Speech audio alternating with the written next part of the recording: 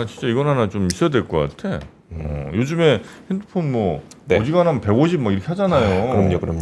그게 뭐 할부로 뭐 24개월 하면 얼마 안 돼 생각하시지만 결국 그 돈 다 내는 거예요. 거거든요. 네. 그리고 또 할인 받는다고 부가 서비스 하면은 그 돈도 다 내시는 거잖아요. 그러니까 전 15만 9천 원. 이거 했다가 그냥 알뜰폰 이렇게 가입 하나 하면 그렇죠. 그죠? 네. 완전 저렴하게 할 수 있을 것 같습니다. 자, 그러면 우리 시장 이야기 박병창 이사님 모시고 바로 나눠보도록 하겠습니다. 이사님 어서 오십시오. 어서 오세요. 안녕하십니까. 네, 반갑습니다. 혹시 업무용 폰 따로 쓰시죠? 아니요. 어허, 이렇게 또 어디에도 기댈 곳이 없어집니다. 이렇게 되면. 자, 우리 박병창 이사. 왜요? 업무용 폰이라는 거 한 번도 생각 안 해봤는데. 아, 그래요? 네. 세컨폰 같은 거 없었어요? 예, 한 번도 생각 안 해봤는데. 어디 차 콘솔 박스 같은 데 숨겨놓은 거 없고요. 일반적으로 그렇게 그리고 하나 들고 다니도 무겁지 않나요? 저는 핸드폰이 무거운 게 제일 불만이에요. 아, 이거 되게 가벼워요. 형님, 이거 하나만 샀어요. 큰일 났네, 나 이거 어떻게. 하나 사라고요? 자, 우리 박병창 이사님과 함께 그러면 오늘 시장 이야기 한번 미국 시장부터 볼까요? 예, 미국은 혼조였는데요. 네. 시장은 그냥 거래 감소 속의 혼조입니다. 그런데 뉴스들은 많았어요. 그러니까 시장이 기대도 있지만 뭐 여전히 좀 뭐랄까 불안불안한 상황 속에서 수급으로 움직이는 그런 상황인 것 같습니다. 그리고 지수도 많이 올라가잖아요. 그러다 보니까 이제 혼조가 되지 않았나 생각을 합니다. 근데 뉴스는 여러 가지가 있었습니다. 하나하나 좀 설명을 드릴게요. ADP 민간 고용이 발표됐는데 37,000개 고용 건수가 나왔고요. 예상이 11만 개였습니다. 예상하고 엄청난 차이가 나죠. 그래서 ADP 민간 고용은 데이터 신뢰를 이미 좀 잃었어요. 이거는 너무 차이가 항상 이렇게 나서 네. 그래서 이거보다는 이제 금요일에 발표될 노동부의 비농업 고용 보고서 이걸 이제 더 신뢰를 하는 거죠. 여튼간에 요 얘기 나오면서 고용이 이렇게 안 좋아지는 거 보면서 트럼프 대통령이 겉봐 금리 인하 해야 되지 않겠냐 이렇게 얘기를 좀 한 거예요. 그래서 보시면은 10년 만기 국채 수익률, 2년 만기 국채 수익률이 떨어졌고요. 약간 네. 떨어졌고요. 달러 연수도 같이 약간 하락하고 반면에 원화, 위안화, 엔화는 강세를 보이는 그런 특징을 보였습니다. 그래서 어제 요 얘기가 나왔는데 시장에서는 제가 이렇게 표현을 이렇게 썼습니다. 시장에서는 그냥 노이즈로 작용을 하는 요 정도로 이제 효과가 있었고 큰 움직임은 없었습니다. 두 번째 가장 시장에서 지금 미국 시장에서 중요하게 생각하는 부분은 미국과 중국의 금요일 날 시진핑과 트럼프 대통령이 이제 전화 통화한다라는 내용들이 이제 기대면서 시장이 움직였거든요. 그런데 이제 트럼프 대통령이 SNS에 올린 아까 공 기자님 정해 주신 거예요. 네. 이런 부분들을 어떻게 해석하느냐에 좀 다를 수는 있겠지만은 좀 어렵구나. 이런 얘기들 좀 하고 있는 그런 상황입니다. 그거 잠깐 먼저 말씀을 드리면 네. SNS에 아까 직접 보여주시기도 하던데 트럼프 대통령의 SNS입니다. 시진핑을 좋아하고 항상 그랬고 앞으로도 그럴 것이지만 그는 매우 강인하고 그래서 거래를 하기가 매우 어렵다. 무슨 얘기일까요? 정프로님의 인사이트를 한번 들어보면. 시진핑을 매우 좋아하고 앞으로도 그럴 거지만 그는 매우 강인하고 거래를 하기가 어렵다 이런 예. 거잖아요. 예. 제발 좀 너무 깐깐하게 나오지 말고 예. 좀 하자 뭐 이런 거 아니겠습니까? 좀 굽히는 느낌 있죠. 네. 근데 옛날에 트럼프가 아니네 진짜. 왜 이렇게 했느냐의 얘기 중에는 이제 핵심이 지금 히토류 얘기가 다시 크게 부각되고 있습니다. 히토류는 어쩔 수가 없지. 네, 히토류는 이제 자동차, 방산무기, 우주항공, 항공모함 등에 필수적으로 들어가고 있고요. 스마트폰에 들어간다는데 거기는 아주 소량인 것 같고요. 네. 자동차가 굉장히 중요합니다. 미국은 이제 자동차 산업이 있고. 지난번에 그 일론 머스크가 직접 얘기를 했죠. 히토류 이거 해결하지 못하면 자동차 생산 공장 쓴다. 네. 이런 얘기까지 걱정을 하면서 얘기를 한 바가 있습니다. 어제 요 얘기를 좀 했고요. 지금 지난번에 제네바 합의에서 히토류 얘기는 지금 빠져 있다라고 얘기를 합니다. 그래서 중국이 히토류 수출 중지가 지금 되어 있는 상태거든요. 그래서 어제 자동차 섹터들이 일제히 좀 하락을 했어요. 네. 이게 지금 잘 안 되고 있구나. 이런 부분들 때문에 지금 트럼프가 좀 급하구나. 네. 이런 얘기들을 지금 하고 있는 상황입니다. 그래서 자동차 섹터가 좀 하락하는 부분이 좀 있었고 미중 간 무역 협상에서 뭔가 좀 난항이 있지 않겠냐라는 것이 시장에 어제 반영이 됐다. 그렇게 어제 뉴스에서는 그렇게 보시면 될 것 같고요.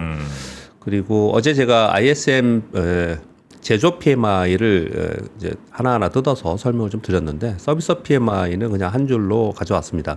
49.9가 나왔고요. 전월에 51.6이고요. 50 이하로 떨어진 거 1년 만에 처음으로 지금 50 이하로 떨어져서 야, 이렇게 되다가 점차로 좀 둔화되지 않겠냐. 근데 이건 소비 지표 또는 서비스 지표라는 거는 향후 미래에 대한 그들의 컨센서스예요. 네. 컨센서스라서 뭐 일단 월가에선 중요하게 생각하는데 연준에서는 그거 말고 실물 지표 보겠다 지금 얘기를 하고 있는 상황입니다. 여튼 이런 부분이 좀 있었고요. 그럼에도 불구하고 시장이 견조한 부분들은 필라델피아 반도체 지수가 제가 어제 말씀을 드리기를 월요일날 화요일날 이틀간 1.57, 2.7% 올랐다고 했는데 어제 이 와중에도 반도체는 올랐어요. 또 1.39% 올라서 반도체가 시장을 뒷받침하면서 혼조 상태로 마감했다라고 해석을 하시면 될 것 같습니다. 네. 이 반도체 부분하고 기술주의 부분에 대해서는 뉴스 하나를 먼저 이어서 하나를 말씀드릴게요. 이 사모 뉴스가 글로벌 주식 시장이 동반 상승하고 있다.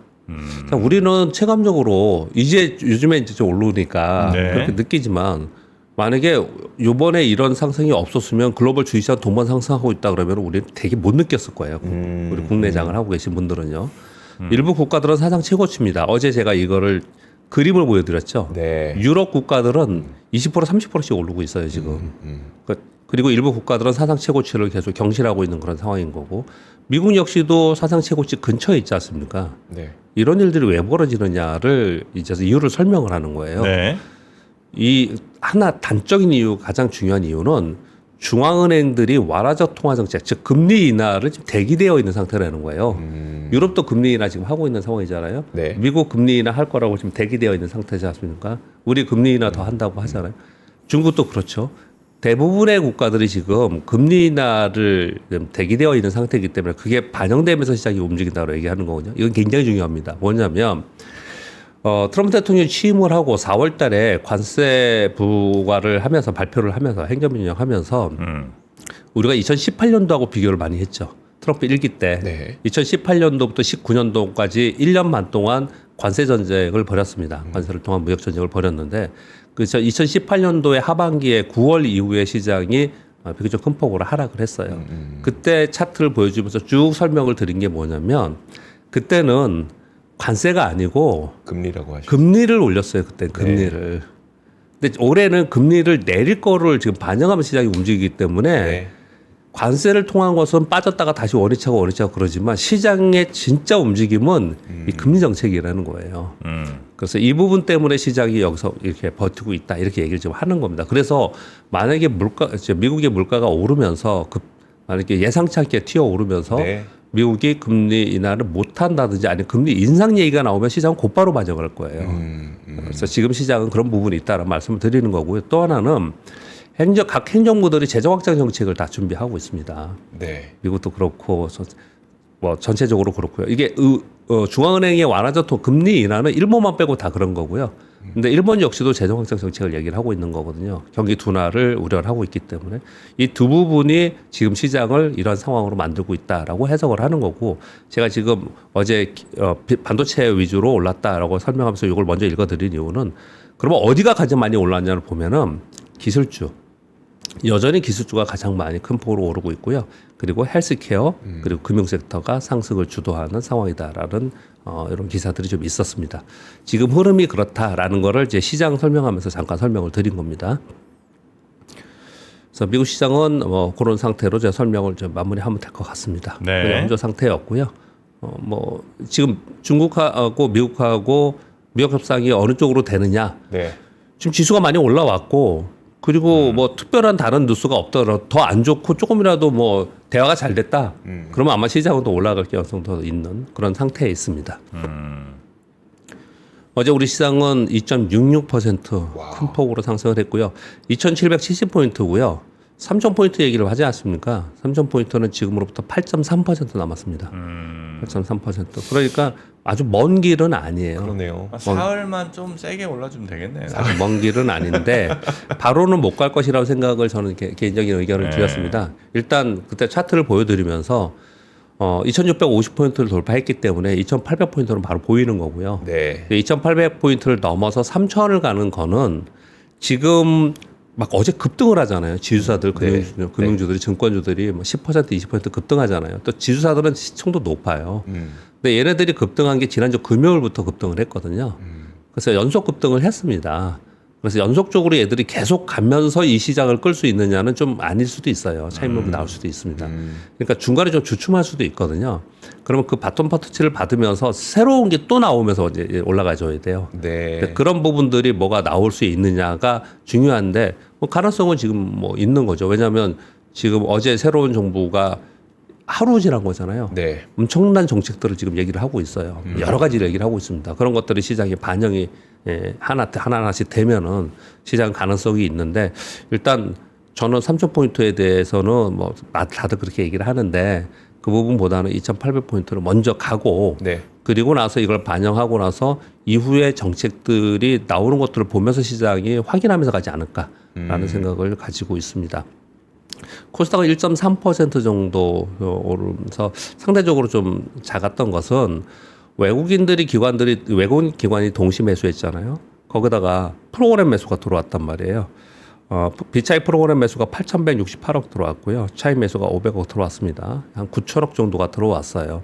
이 프로그램 매수는 당연히 대형주 위주로 많이 들어오고 그리고 어제는 지주사 금융주 위주로 많이 들어왔습니다. 그러니까 상대적으로 중소형주는 약한 모습을 나타내서 체감적으로는 상대적으로 다른 데로만 10% 20% 뜨는데 내 거는 2% 떠.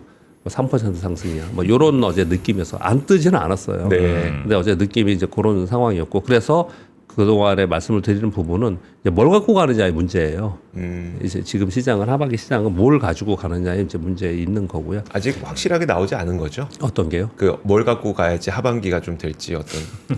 시장에서 일단 보여준 거지 않습니까? 음. 시장에서 지주사들하고 뭐 저PBR 주들, 배당 주들 이런 것들 지금 보여준 건데 그런 제도들이 지금 발표되고 시행된 게 없잖아요. 네. 그러니까 이제 발표 시행이 되면서 아마 반영이 추가적으로 되면서 그러면서 확산될 가능성이 있죠. 지금은 대표 종목만 움직이는 거잖아요. 지주사들 이런 것들만 움직이는 거잖아요. 네. 그리고 자사주 왕창 갖고 있는데 막 50% 갖고 있는데 이런 데들이 급등하는 거거든요. 근데 그렇지 않은 예를 들어서 중소형주에도 그런 데가 되게 많아요. 기술주인데 자사주를 20% 갖고 있어. 이런 데들이 있거든요. 네. 아마 찾게 될 거예요 시장에서. 네, 그런 흐름이 되지 않을까라고 생각을 좀 하고요. 이 같은 거는 어제 2.6% 오르면서 우리 시장은 상당히 좋았습니다. 이 와중에 개인들은 약 1조 2천억 정도 팔았고요. 외국인들이 1조 정도 샀고 기관들은 약 2천억 정도 매수를 좀 해줬습니다. 그러니까 개인들은 우리 시장에서 오르면 오르는 대로 좀 파는 경향이 좀 있습니다. 이거는 아마 심리가 바뀌기 전에 쉽지 않을 거라고 생각을 해요. 뭐 근데 이제 그 심리의 부분은 이렇습니다. 불과 한 보름? 한 달 전에 3,000포인트를 막 여의도에서 얘기를 했을 때 그걸 많은 사람들이 얘기를 했지 않습니까? 그 우리 꼬시지 마라라는 의견들이 90%였어요. 개인 투자들의 생각이 그랬습니다. 네. 근데 지금 2,770 왔으니까 그러면 3,000포인트 정도는 할 수 있겠구나. 근데 중요한 거는 뭐 거긴 가더라도 뭐 내게 가야지 이렇게 지금 생각이 좀 바뀐 거거든요. 지금요. 네. 그래서 분위기는 좀 바뀐 부분이 상당히 있다. 그렇게 보시면 될 것 같습니다. 어저께 SK 하이닉스가 삼성전자 약했고요. 그래서 지금 남은 건 삼성전자예요. 현대차랑. 삼성전자, 현대차가 움직이기 시작하면 아주 쉽게 갈 수 있어요. 이거는 지수는 지수 올라가는 거는. 근데 이들이 약해요 지금 여전히. 네. 근데 얘들은 아마도 보편관세, 사후관세보다도 트럼프 대통령의 그 품목별 관세에 더 영향을 많이 받고 있는 부분들이라서 이런 것이라고 생각이 좀 들고요. 업황도 있지만 그런 부분이 있고. 그래서 어제 반도체 하이닉스가 하면서 반도체 소부장도 한 2에서 4% 정도. 네. 그리고 지수와 금융주는 한 10에서 20% 상승을 했고요. 아침에 얘들이 딱 뜨니까 아침 한 10시, 11시까지는 그동안에 썼던 조방원 섹터 있죠. 네. 얘들이 마이너스더라고요, 아침에. 그래서 이게 분위기가 바뀌는 거야? 라고 생각했는데 했더니 오후 들어갔더니 다시 매수 들어가서 그들이 다 올렸어요. 전체. 그래서 지수가 더 오른 겁니다. 지수가 1.4% 갭 상승 시작했는데 2.6%로 추가적으로 많이 올랐잖아요. 네. 아침에 약했던 종목들도 여전히 다시 올라주면서 그러면서 시장의 강세를 이끌었습니다. 아쉬운 점은 어제 일부 제약바이오가 좀 약했어요. 근데 제약바이오의 대표 종목이 어제 알테오전은 강했습니다. 네. 그리고 그중 이제 2등이 페트롤이었어요. 페트롤이 이제 강했었는데 어제 한가 갔습니다. 근데 이게 잘 아시잖아요. 일라릴리하고 비만 치료제 개발하는 네. 파이프라인을 가지고 기술 이전 라이센스 아웃 한 거지 않습니까? 네. 근데 일라릴리에서 페트론 말고 다른 타사와 또 신규 계약을 하나 했다는 거예요. 그 시장이 의심한 거예요. 그렇죠. 페트론 말고 딴 데로 하는 거 아니야? 이런 의심을 했는데 페트론에서 바로 공시를 했습니다. 아니 그 111 입장에서는 우리 것도 하고 걔네 것도 하고 할 수 있지 않냐 첫 번째. 네. 그리고 우리 거하고 타사 제가 그 명칭은 안 써왔는데 하고는 다른 거다 파이프라인 자체가. 어떤 비만 제로제는 맞는데 좀 다른 부분이다 이렇게 좀 얘기를 했어요. 그래서 하한가에 일시적으로 벗어나기도 했지만 여전히 이제 수급적으로 어제 하한가에서 이제 끝났습니다. 그래서 어제 제약바이오에서 일부 종목들은 상대적으로 그냥 같이 좀 약한 그런 모습을 좀 보였습니다. 어제 하루는 굉장히 좋은 전반적으로 다 상승하는 그런 상황이었고요. 근데 이제 체감인 거죠, 체감. 그렇죠. 10% 20% 올라가고 있는 사람들은 아주 쉽게 그 지주사들이 50% 정도 났어요. 며칠 사이에. 상승률이요? 네. 며칠 사이에 그래도 그렇게 움직였습니다. 네. 아주 쉽게 났어요, 진짜. 며칠 사이에 그렇게 옮겨갖고. 그런 것들을 근데 가지고 있었기가 쉽지 않았을 거예요. 맞아요. 50% 수익 내는 게 쉽지 않았을 거예요. 왜 그러냐면 저도 그 중에 하나 갖고 있었는데 저는 그 수익률을 못 챙겼는데 진짜 고생시켰습니다. 못 올랐어요, 걔들이. 그러다가 못 오르고 뭐 한 달, 두 달 동안 헤매고 있다가 이제 막판 가서 대선 전부터 바로 직전에 오르기 시작을 해서 근데 벌써 올라갔거든요.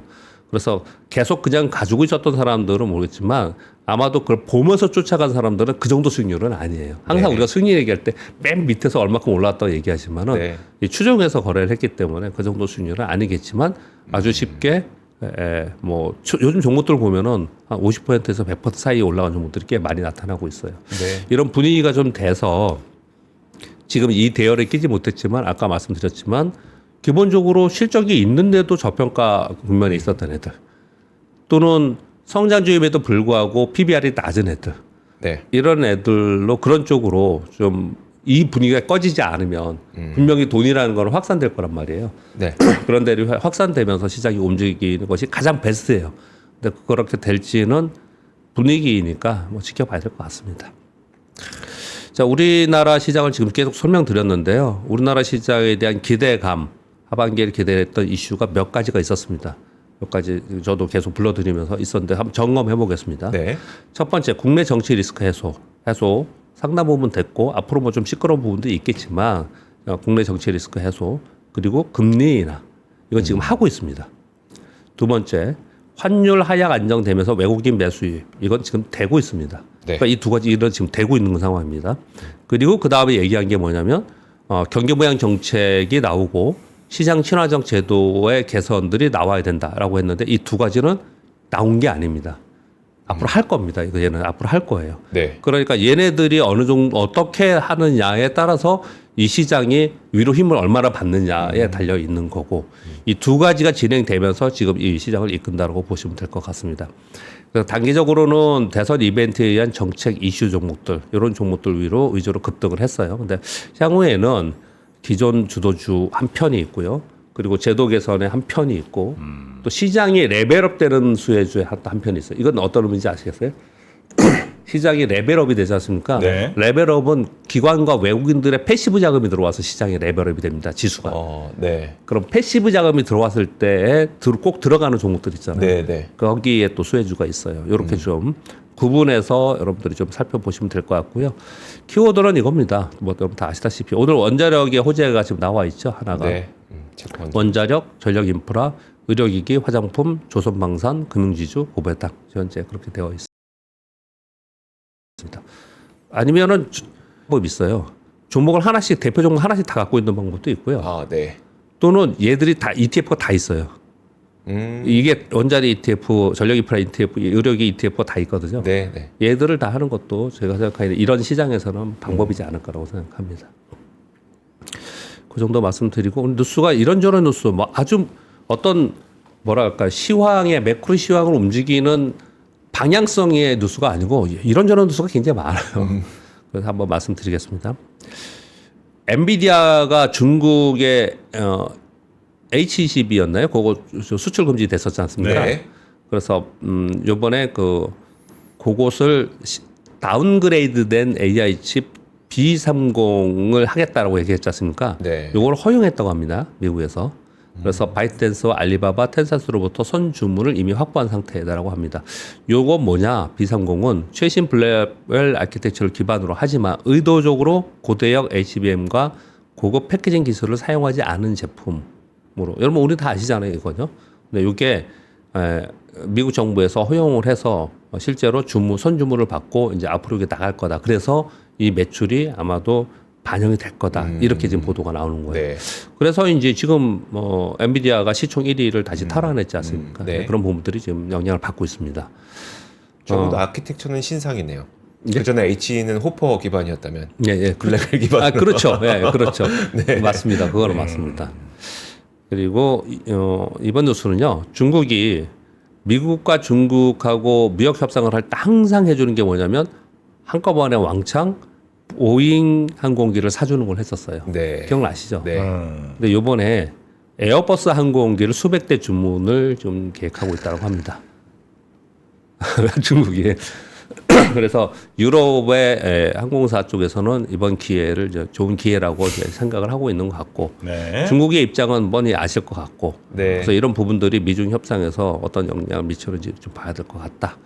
근데 뭐 이렇게 하다가 만약에 잘 되면 아마 보잉 것도 왕창 사줄 것 같아요. 그럴 것 같은데 지금 일단 이런 진행 상황이다 말씀을 드립니다. 3번 뉴스는 아까 전해드렸고요. 이 4번 뉴스는 제가 다시 한번 가져왔습니다. 뭐 제가 뭐 이쪽을 자꾸 의도하는 건 아니고요. 왜 이런 뉴스를 가끔 가져오냐면 항상 생각을 하고 있자라는 거예요. 그렇다고 뭐 우리가 바로 액션을 취할 필요는 없다고 생각합니다. 제가 한번 이거 말씀을 드린 건데 요번에 그 트럼프의 대규모 그 재정 패키지 오타가는 생겼습니다. 재정 패키지 그 감세 정책하는 패키지 있잖아요. 아까 공 기자님이 전해주셨던 상원의 통과가 좀 어렵지 않겠냐고 했던 부분. 네. 그 안의 내용 중에 보복 세금 있어. 외국인 투자자에 대한 차별적 조세 제도. 그때 말씀드렸죠. 5%씩 올려서 20%까지. 네. 그러니까 미국에서 투자해서 이자를 받던 배당을 받던 한 거에 대해서 세금을 추가적으로 더 징수하겠다. 그래서 제가 말씀드리면서 정프로님도 이게 되겠어? 했던 거지 않습니까? 네. 이것에 대해서 월가는 생각을 되게 많이 해요. 만약 이 부분이 지금 여기 그대로 썼지 않습니까? 보도에서도. 현재 시장은 이 내용을 가격에 반영하고 있지 않습니다. 만일 실행이 되면 어떻게 될 거냐. 자금 빠지겠죠. 그러니까 그런 생각을 좀 하고 있자라는 뉴스가 있는 거예요. 네. 그런 부분도. 요거 한 김에 하나 더 말씀을 좀 드리면, 맨 마지막 뉴스인데요. 미국의 헤지펀드, 뭐 글로벌 헤지펀드들이 매그니피센트 7 종목들 있잖아요. 이 보유 비중이 5년 내 최저라고 하네요. 이 그립 차트거든요. 그러니까 헤지 펀드들이 대형 펀드들이 빅세븐을 갖고 있는 보유 비중이 있을 거 아니에요. 네. 이게 지금 계속 떨어지는 거예요. 이렇게 중간중간에 떨어졌다가 2022년에 떨어졌다가 다시 또 왕창 사고 또 떨어졌다 사고 그랬는데 전체적으로는 떨어지고 있다라는 거예요. 그래서 왜 그런가 봤더니 기관 투자가들은 얘들에 대한 단기 밸류에이션 부담 그리고 또 많이 올랐기 때문에 차익 실현 그리고 경기 불확실성으로 인한 위험 대비를 해지를 하는 거예요. 그러면서 여기서 포지션 축소를 약간 하면서 에너지나 산업재 중소형주 가치주로 좀 사고 미국 내에서는 네. 또는 미국의 국가로의 포트폴리오를 리밸런싱. 그래서 유럽이나 막 보면 그리스나 얘네들이 스페인에 막 뜨잖아요. 네. 이런 일들이 벌어지고 있는 거거든요. 이런 뉴스들을 가끔 이렇게 제가 이렇게 전해드리는 이유는요. 어쩌면 계속 생각하고 있어야 돼요. 극단적인 생각을 하겠습니다. 극단적인 거예요. 그렇게 네. 되지 않을 거라고 저는 생각해요. 미국은 금리 인하를 할 거고 그리고 지금 보시면은 얘들 다 올라왔잖아요. 네. 엔비디아도 다 올라왔고 애플은 6월에 개발자 회의 하고 나서 애플은 상반기보다 하반기가 좋아요. 네. 이런 기대감이 다 있습니다. 그래서 부정적으로 말씀드리는 건 아니고요. 이렇게 생각하는 우려들을 계속 하고 있다. 우린 경기 얘기 계속 하고 있는데 그런 부분이 아니고 경기의 흐름을 타고 가는 매크로는 서서히 움직입니다. 근데 시장 자체에서 어떤 갑자기 내 주식이 빠지는 일이 발생되는 걸 생각하면 이런 일이 벌어지면 안 되잖아요. 네. 그런데 어떤 트리거가 될 거냐로 생각하는 건데 아까 4번 뉴스에 이런 부분이 있고 아까 마지막에 보였던 뉴스는 뭐냐면 만일 저런 일에 있어서 저걸 생각하지 않고 있는데 기관 투자가들이 쭉쭉쭉쭉 빠지고 있다가 나는 계속 사고 있어. 미국의 개인 투자들 지금 엄청 산대요. 네. 직접 투자가 개인 투자들이 미국 투자를 직접 투자 별로 안 하는데 최근에 굉장히 비중이 높아졌다고 하거든요. 그런 일이 벌어진 상태에서 어떤 트리거에서 시장이 만약에 하락을 하잖아요. 그러면 기관 투자가들은 이미 다 빠져나가고 나만 갖고 있어, 개인만. 우리나라 잘 보세요. 우리나라 2020년, 21년도에 네. 올라갈 때 외국인들은 팔았습니다. 기관들은 그리고 나서 외국인 이후에 팔았어요. 상당히 많이 팔았어요. 나중에 다 우리만 들고 있었고 우리 다 손실난 상태에서 있었거든요. 지금 미국의 얘기이기 때문에 우리하고 좀 달라요. 상황은 다릅니다. 네. 그런데 이런 기사들이 나오고 있다는 건 분명히 거기에 변화가 생기고 있다는 건데 똑같이 계속 그 생각만 하고 있지 말자라는 측면에서 그냥 말씀을 드리는 거예요. 극단적인 경우를 제가 설명을 드렸기 때문에 그렇게 된다라는 걸 얘기하는 건 아닙니다. 분명히 말씀 좀 드리겠고요. 네. 예. 그리고 뭐 미국 시장은 여전히 기대감이 올해는 계속 있습니다. 트럼프 대통령의 혹시 걱정하실까 봐 부연 설명을 드리는 거예요. 네. 그 트럼프 대통령의 관세 협상이 마무리가 좀 되면 바로 뭐 하겠습니까? 경기부양 정책 들어갈 거 아니에요. 네. 경기부양 정책 들어가는데 거기에 그 연준에서 금리 인하까지 같이 해주는 그런 상황이 되면은 그러면 시장이 굉장히 호재로 받아들일 수 있거든요. 근데 그런 부분들이 있는데 그 안에 수급은 제가 뉴스를 매일 하잖아요. 뉴스를 네. 보면 소위 우리가 얘기하는 큰 손들이 있죠. 재금의 자금이 있어가지고 이걸 한 번에 한꺼번에 못 움직이는 돈들 있잖아요. 네. 네. 얘네들은 분명히 움직이고 있어요. 움직임이 지금 나타나고 있다라는 부분을 말씀드리겠습니다. 일본 정부에서 일본의 장기 채권 수익률이 급등하는 거 아시죠? 그 얘기는 채권 가격이 급락하고 있다는 얘기예요. 네. 그래서 장기적으로 건전성 우려가 돼서 일본의 연간 재정 정책이라는 그 보고서에 이 추가적인 금리 상승을 억제하기 위해서 국내 투자자들에게 일본 국채 매수 확대를 촉구하는 그래서 국채의 일본 내 보유를 확대를 유도하는 그런 정책을 곧 시행을 할 거다. 이렇게 지금 얘기를 하는 보도가 나왔어요. 그러니까 얘는 이 얘기는 왜 그러냐면 일본이 그렇게 항상 뭐 한다는 거에서 우리가 직접적으로 영향받는 건 아니잖아요. 그런데 미국도 그렇고 일본도 그렇고 장기 채권 국채 수익률이 올라가서 채권 가격이 떨어지는 거에 대해서 상당히 걱정을 하고 있다는 거예요. 그래서 제이미 다이먼이라는 그런 분들도 지금 만약에 시장이 균열이 생기면 어디서 생기느냐? 채권 시장에서 생긴다는 얘기를 자꾸 하고 있거든요. 네. 이런 부분들도 뉴스 프로를 좀 전해드립니다. 국내 뉴스 어제 새 정부 들어서 첫날인데요. 몇 가지 뉴스들이 좀 있었습니다. 저는 가능한 뭐라 그럴까요? 어떤 정당, 어떤 네. 인물 얘기는 잘 안 하는 편이에요. 근데 이거는 지금은 시장에 직접적 영향을 주고 있기 때문에 몇 가지 전해드리도록 하겠습니다. 한국의 새 정부에서 올해 추경 50조 원까지 확대 가능하지 않겠냐는 시티그룹의 보고서가 나왔습니다. 추가 재정 지출이 향후 4개 분기에 걸쳐서 한국의 GDP 성장률을 약 0.38에서 0.77%포인트까지는 좀 올릴 수 있지 않겠냐. 그리고 이 추경 예산안은 7월 말과 8월 초 사이에 국회 통과하지 않겠냐는 전망 보고서를 하나 내놨습니다. 네. 이거 그냥 이렇게 읽으시고요. 여기는 전망을 한 거고 실제 진행되고 있는 것들을 지금 말씀드리겠습니다. 어제 첫날 비상경제점검 TF 회의를 저녁에 했다라고 하죠. 네. 그래서 여기서 기존의 여야가 합의된 13조 정도의 추경에서 원래 민주당이 얘기했던 게 35조 원이었기 때문에 약 20조 원 정도의 추가 추경이 곧바로 시행될 가능성이 있지 않겠냐라는 보도가 지금 현재 나오고 있습니다. 그리고 8번 뉴스가 어제 시장의 지주사들을 급등시키는 뉴스 중에 하나였습니다. 이 오히려 오늘이에요. 오늘 한번 보시자고요. 네. 민주당이 지난번에 그 상법 개정안 발표했는데 거부권으로 해서 다시 돌아왔잖아요. 네. 그래서 재발의하는 겁니다. 재발의하는데 기존의 내용은 여러분 다 아시다시피 주주 충실 의무를 포함한 여러 가지 내용들이 좀 들어가 있는데 더 세지라는 표현을 여기다 썼어요. 머니투에 대해서는요. 왜 그러냐? 이전에 없었던 대규모 상장사 집중투표제 의무화도 추가를 해서 오늘 이거 발의하면서 발표하지 않을까라고 네. 지금 보도가 지금 나오고 있어요. 오늘 한번 요 내용을 좀 지켜볼 필요가 있을 것 같습니다. 이건 계속해서 민주당과 이재명 대통령이 계속 한다고 했기 때문에 진행은 될 건데 이제 이런 얘기를 하는 거예요. 이게 안 될 거라고들 다 생각을 하는 거예요. 그런데 상당 부분 여러 가지의 이해상충 이해관계에 의해서 조율들을 하긴 할 거 아닙니까? 그냥 네. 무대뽀로 하진 않을 거 아니에요. 네. 그러면 여기서 어떤 부분이 약간 후퇴하고 어떤 부분은 더 진행이 되는지 이런 부분이 시장에서 계속 지켜보는 거예요.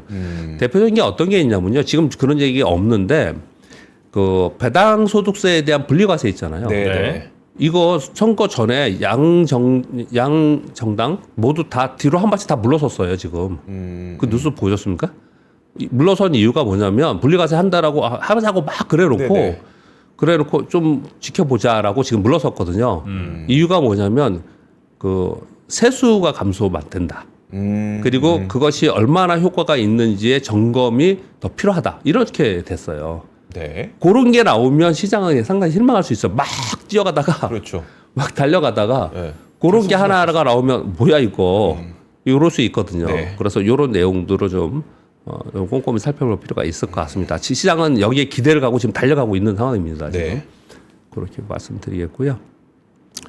그리고 두 가지만 더 말씀드리면 AI 컨트롤 타워를 설치한다고 합니다. AI 정책 수석실을 만들고 그리고 최고 국가 인공지능 책임자를 임명한다고 해요. 그래서 과학기술정보통신부를 AI 중심으로 개편해서 부총리급, 지금 부총리가 세 개죠. 재무 쪽하고 사회부총리 있고, 근데 요 AI 쪽을 부총리급 AI 부처로 신설하자는 논의를 지금 하고 있다. 결정된 건 아니고 그렇게 얘기를 좀 하고 있어요. 그래서 여러 부처의 AI 산업 관련 규제, 기능의 일관성 있게 하겠다라는 얘기를 좀 하고 있으면서 AI 데이터 센터는 차세대 사회 간접 자본이기 때문에 이것은 대대적으로 투자를 해야 된다는 얘기를 지금 하고 있는 상황입니다. 이게 뭐 이런 얘기들이 미국에서 이런 얘기 나오면 우리나라에 곧바로 이 섹터에 영향을 주거든요. 네. 우리나라는 여태까지 그런 게 별로 없었어요. 왜 없었을까요? 잠깐 왜 없었을까요? 안 했잖아요. 아무것도 안 했죠. 예, 한다고 해놓고 안 했거나 그러니까 네. 추진이 없었어요. 추진력이 없었어요. 추진. 네. 네.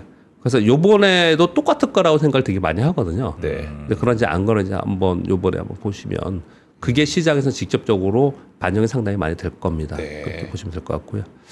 그리고 벤처 투자 시장 육성한다라는 연간 한 40조 원 모태 펀드 중심으로 해서 한 벤처 투자 시장 육성한다는 내용인데 뭐 이런 거는 뭐 제가 관심이 있어서 뉴스를 좀 가져온 부분인데 벤처 투자 시장이 육성되고 거기에 기술이 발전돼야지만 결국은 얘가 지금은 작지만 그 산업과 그 국가를 끌고 가는 거거든요. 네. 끌고 가는데 이런 부분에 대해서 과거에 안 좋은 시각으로 많이 봤습니다. 왜냐하면 하다가 말거나 또는 실패해서 돈을 그냥 묻히거나 아니면 여기에 비리들이 많았어요. 이런데 이런 쪽에. 근데 이번에는 그렇지 않겠죠. 한번 지켜보는 문제입니다. 이 부분도요.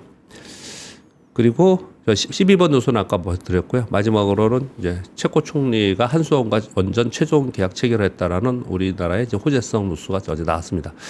여러분 다 아시다시피 체코의 하급법원에서 계약 완료를 금지하는 계약이 금지가 아니고 완료를 금지한 일정 기간 동안 완료를 금지하는 가처분 결정을 했는데 이거를 체코 최고 행정법원에서 취소 그대로 진행해라라고 해서 최종 계약 체결을 했다는 뉴스가 어제 굉장히 많이 나왔습니다.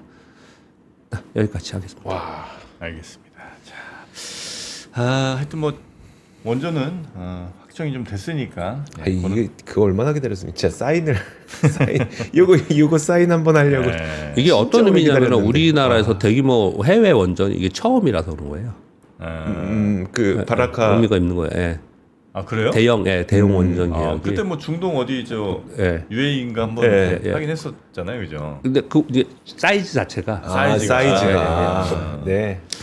알겠습니다. 하여튼 요거는 잘 좀 추진 좀 하고 요거 교두보로 삼아서 이제 유럽 시장 좀 우리 원전 진출 좀 그러니까요. 많이 해야죠. 네. 자, 우리 박병창 이사님은 여기서 보내드리고 월요일 아침에 뵙겠습니다. 예, 감사합니다. 고맙습니다. 감사합니다.